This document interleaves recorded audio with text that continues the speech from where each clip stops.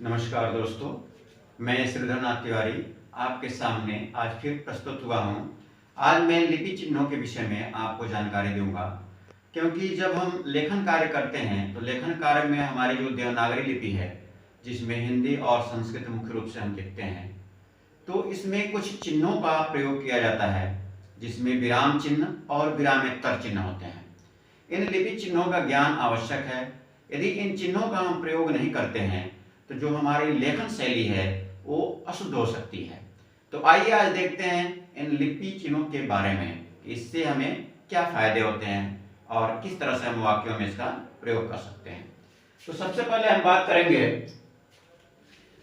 लिपि चिन्ह दो प्रकार के होते हैं, विराम चिन्ह और विरामेत्तर चिन्ह। तो विराम चिन्ह में सबसे पहले हम बात करेंगे, तो विराम चिन्ह में होता है पूर्ण विराम, उपविराम, अर्धविराम, अल्प विराम, प्रश्नवाचक चिन्ह और विस्मय आदि बोधक चिन्ह, ये विराम चिन्ह है। विरामेत्तर चिन्ह में हम बात करेंगे योजक चिन्ह, निर्देशक चिन्ह, विवरण चिन्ह, लाघव चिन्ह, लोप चिन्ह, अनुवृत्ति चिन्ह, एकल अवतरण, उद्धरण चिन्ह, विकल्प चिन्ह, स्मरण चिन्ह या हंस पद, रेखांकन और कोष्ठक की बात करेंगे। आइए अब एक एक करके हम देखते हैं कि विराम चिन्ह में सबसे पहले पूर्ण विराम। पूर्ण विराम हम कहाँ लगाते हैं? पूर्ण विराम होता क्या है दोस्तों? जब कभी भी हम कोई वाक्य बोलते हैं और वाक्य की पूर्णता जहां हम व्यक्त करते हैं वहां पूर्ण विराम लगता है। जैसे वह खाना खा रहा है, वह खाना खा रहा है, या वह खाना खाता है, या वह पुस्तक पढ़ता है, वह घर जा रहा है। इन सब वाक्यों की पूर्णता व्यक्त किया जा रहा है तो वहां क्या है? पूर्ण विराम लगेगा। फिर दूसरा है उपविराम। जब कभी कोई वाक्य हम बोलते हैं और पूर्ण विराम से कम समय, आधा समय लिया जाता है तो वहां उपविराम लगता है। जैसे लगता है आज बारिश होगी, तो लगता है आज, वहां उपविराम, फिर बारिश होगी, तो यहां पर क्या है? उपविराम लगता है। थोड़ी देर के लिए पूर्ण विराम से थोड़ा कम समय में रुकने के लिए उपविराम लगता है, पूर्ण विराम के आगे। फिर उसके बाद आता है अर्धविराम। जब उपविराम से आधे समय के लिए रुका जाता है तो वहां अर्धविराम लगता है। अर्धविराम का ये चिन्ह है, ध्यान देंगे आप लोग कि अर्धविराम में एक डॉट ऊपर रहता है और ये कोमा लगता है नीचे, और उपविराम में 2 डॉट लगता है, और पूर्ण विराम में खड़ी पाई का चिन्ह लगता है।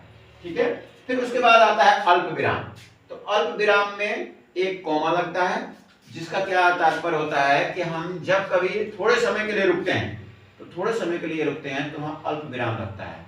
जैसे राम, कुमार और श्याम खेल रहे हैं, तो राम की जगह पे अल्प विराम लगेगा, क्योंकि राम अलग है और कुमार अलग है और श्याम खेल रहे हैं, तो 3 बच्चे हैं जो खेल रहे हैं। यदि हम अल्प विराम राम के आगे नहीं लगाते हैं तो राम कुमार हो जाएगा, तो राम कुमार एक व्यक्ति हो जाएगा और श्याम खेल रहे हैं हो जाएगा। लेकिन यदि हम राम के आगे अल्प विराम लगाते हैं, फिर कुमार, फिर श्याम खेल रहे हैं, तो यहाँ 3 व्यक्ति हो जाएंगे। तो इसलिए कभी कभी हम थोड़े से रुकने के लिए अल्प विराम का प्रयोग करते हैं। फिर उसके बाद आता है प्रश्नवाचक चिन्ह। जब कभी हम कोई प्रश्न पूछते हैं तो वहां प्रश्नवाचक चिन्हों का प्रयोग करते हैं। जैसे तुम्हारा नाम क्या है, तुम कहाँ रहते हो, तुम किस विद्यालय में पढ़ते हो। तो जहां भी क्वेश्चन, प्रश्न पूछा जाए किसी से, तो वहां प्रश्नवाचक चिन्ह होता है। कभी कभी ऐसे भी प्रश्न पूछा जाता है कि मुझे मालूम है तुम यहाँ क्यों आए हो। तो मुझे मालूम है तुम यहाँ क्यों आए हो, तो वहां पे प्रश्नवाचक चिन्ह नहीं लगेगा, वहां पूर्ण विराम ही लगेगा, क्योंकि पहले से बताया जा रहा है कि मुझे मालूम है आप यहाँ क्यों आए हो, तो वहां प्रश्नवाचक चिन्ह नहीं लगेगा, वहां पूर्ण विराम में लगेगा। लेकिन आप दिल्ली जाएंगे तो यहाँ प्रश्नवाचक चिन्ह लग जाएगा, क्योंकि उसको शंका की दृष्टि से देखा जा रहा है, प्रश्न की दृष्टि से देखा जा रहा है। तो बहुत सारे प्रश्नवाचक चिन्हों के प्रयोग होते हैं। अब देखते हैं, इसके बाद आता है विस्मय आदि बोधक चिन्ह। तो विस्मय आदि बोधक चिन्ह कहाँ लगता है? जब किसी वाक्य की पूर्णता होती है जिसमें आश्चर्य व्यक्त किया जाता है, जैसे कोई जीत, कोई प्रशंसा, अरे तुमने वो मैच जीत लिया, इस तरह के जो वाक्य होते हैं वहां पे विस्मय आदि बोधक चिन्ह लगते हैं। जब कभी भी वाक्य पूर्ण होते हैं तो तीन चिन्हों का प्रयोग किया जाता है, एक पूर्ण विराम, एक प्रश्नवाचक चिन्ह और एक विस्मय आदि वाचक चिन्ह। और ये जो उप विराम है, अल्प विराम है और अर्ध विराम है, उन्हीं वाक्यों में जहां थोड़ी देर के लिए ठहरना होता है वहां इनका प्रयोग किया जाता है। अब आइए देखते हैं विरामेत्तर चिन्ह। विरामेत्तर चिन्ह क्या होता है? तो सबसे पहले योजक चिन्ह देखते हैं। योजक चिन्ह का मतलब होता है जब दो शब्दों को आपस में जोड़ा जाए।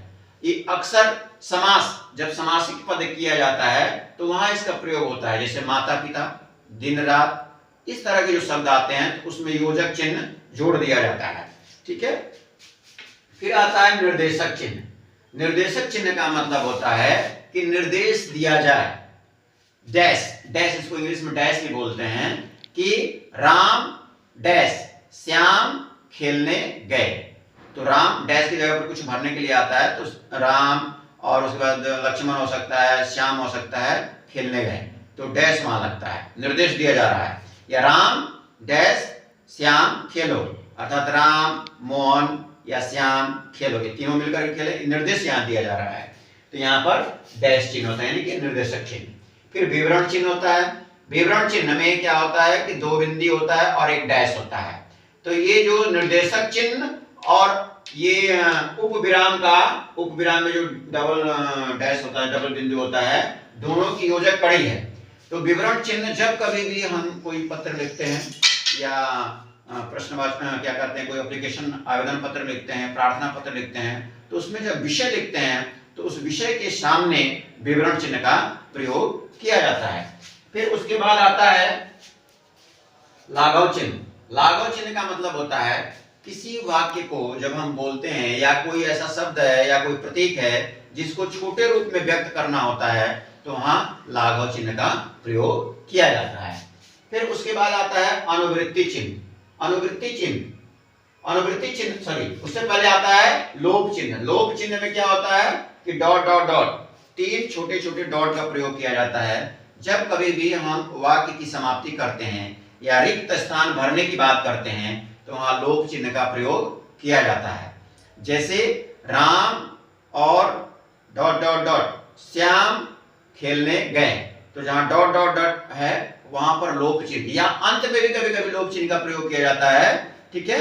रिक्त स्थान की पूर्ति में भी लोप चिन्ह का प्रयोग किया जाता है। तो यहाँ तीन डॉट का, तीन बिंदुओं का प्रयोग किया जाता है लोप चिन्ह में। फिर है अनुवृत्ति चिन्ह। अनुवृत्ति चिन्ह में दो कॉमा लगता है ऊपर से, तो इसमें क्या होता है, बार बार अनुवृत्ति किया जाता है। जैसे श्रीमती कमला देवी, श्रीमती रेखा देवी, श्रीमती विमला देवी, तो ऐसे करके बार बार श्रीमती आ रहा है, तो एक जगह श्रीमती लिख दिया गया और नीचे श्रीमती लिखने की जरूरत नहीं है, उसको बार बार अनुवृत्ति चिन्ह का प्रयोग कर देते हैं। तो इससे ये पता चलता है कि श्रीमती श्रीमती श्रीमती कहा जा रहा है। फिर उसके बाद आता है एकल अवतरण चिन्ह। तो एकल अवतरण चिन्ह में क्या होता है कि दो ये सिंगल इन्वर्टेड कॉमा लगते हैं। तो इसमें क्या होता है, कोई अवतरण, कोई शीर्षक होता है, कोई ग्रंथ का नाम होता है, जैसे रामधारी सिंह दिनकर, तो दिनकर उनका शीर्षक हो गया, या रामधारी सिंह की कामायनी प्रसिद्ध रचना है, जयशंकर प्रसाद की कामायनी प्रसिद्ध रचना है। तो इस तरह की कामायनी हो गया, कोई टॉपिक हो गया, कोई विषय हो गया, कोई उदाहरण हो गया। तो इस तरह का क्या है कि वाक्यों में इस तरह के टॉपिक्स में अवतरण, एकल अवतरण चिन्ह लगते हैं। फिर आता है उद्धरण चिन्ह। उद्धरण चिन्ह में डबल इन्वर्टेड कॉमा है। तो जब कभी किसी परिभाषा को जिसमें बदलाव नहीं किया जा सकता है, वो परिभाषा ज्यों की त्यों है, किसी व्यक्ति विशेष की या किसी विद्वान की या किसी वैज्ञानिक की कोई एक परिभाषा है और उस परिभाषा को ज्यों का त्यों रख देते हैं, तो डबल इन्वर्टेड कॉमा में उसको उद्धरण चिन्ह कहा जाता है। ठीक है। कोई थॉट है, कोई विचार है, तो उद्धरण चिन्ह में होते हैं। फिर विकल्प चिन्ह। विकल्प में क्या मतलब होता है, स्लैश, मतलब विकल्प में चुनना होता है कि मोहन या सोहन, तो विकल्प में चुनना होता है किसी एक को चुनो, इसको बोलते हैं विकल्प चिन्ह। तिरछी पाई लगती है। फिर है स्मरण चिन्ह या हंस पद।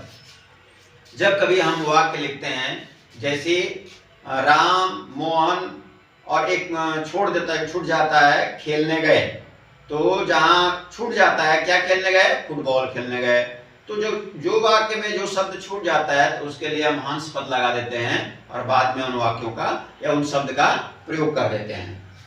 तो ये हंस पद हो गया, छूटे हुए जहाँ शब्द है वहां प्रयोग किया जाता है। फिर आता है रेखांकन। रेखांकन में कोई महत्वपूर्ण बिंदु है, जब कभी हम पढ़ते हैं, कोई वाक्य लिखते हैं या कोई टॉपिक देखते हैं, तो जो महत्वपूर्ण बिंदु हैं उसके नीचे अंडरलाइन किया जाता है, रेखांकित कर दिया जाता है कि ये महत्व की चीजें हैं। फिर उसके बाद आता है कोष्टक। तो कोष्टक में हम जानते हैं कि छोटा कोष्टक होता है, मझोला कोष्टक होता है और बड़ा कोष्टक होता है, जिसको साइंस में, मैथमेटिक्स में ज्यादातर प्रयोग किया जाता है। तो दोस्तों आज ये था लिपि चिन्ह, जिनका ज्ञान हमें करना आवश्यक हो जाता है। यदि इन लिपि चिन्हों का प्रयोग हम ठीक से नहीं करें, वाक्यों में नहीं करते हैं, तो हमारी लेखन शैली में अशुद्धता आ जाती है। इसलिए इन लिपि चिन्हों का ज्ञान हमें होना आवश्यक है। तो दोस्तों मेरा वीडियो आपको कैसा लगा? यदि आप इस वीडियो से प्रभावित हो, आपको अच्छा लगा हो, तो इस वीडियो को लाइक, शेयर और सब्सक्राइब अवश्य कर दें। धन्यवाद।